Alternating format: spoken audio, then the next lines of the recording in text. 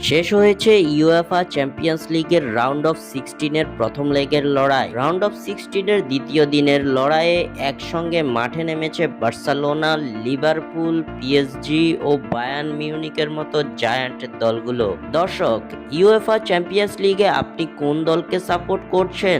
আপনাদের প্রিয় দলের নাম কমেন্টে অবশ্যই জানাবেন। ইউসিএল এ গতরাতে শেষ ষোলোর প্রথম লেগের ম্যাচে কাঙ্ক্ষিত জয় পেয়েছে বার্সেলোনা, লিভারপুল ও বায়ার্ন মিউনিখ। এদিন বার্সেলোনা মুখোমুখি হয়েছিল পর্তুগালের শীর্ষ ক্লাব বেনফিকার বিপক্ষে।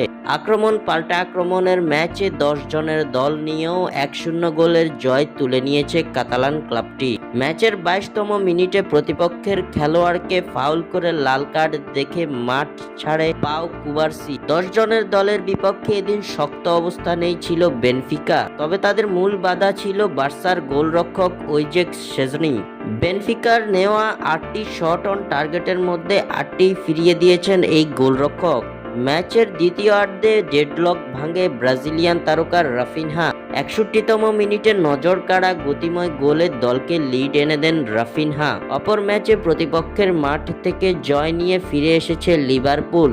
এই ম্যাচেও গোলরক্ষকই রেখেছে মুখ্য ভূমিকা। ব্রাজিলিয়ান গোলরক্ষক এলিসন বেকার যেন চীনের প্রাচীর হয়ে দাঁড়িয়েছিলেন পিএসজির সামনে। ফরাসি ক্লাবটির কোনো শটই সফল হতে দেয়নি এই ব্রাজিলিয়ান। পিএসজির নেওয়া 10টি শট অন টার্গেটের বিপরীতে মাত্র একটি শট অন টার্গেটেই সফলতার মুখ দেখে লিভারপুল। ম্যাচের শেষ মুহূর্তে হাবার্ট এলিয়টের একমাত্র গোলে জয় নিয়ে মাঠ ছাড়ে লিভারপুল।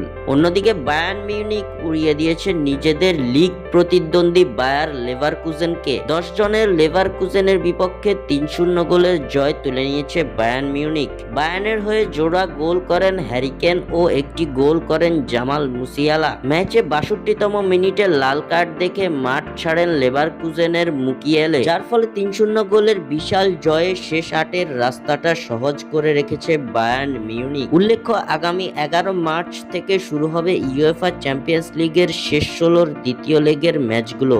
স্বাক্ষর থেকে সাদবির ইসলাম।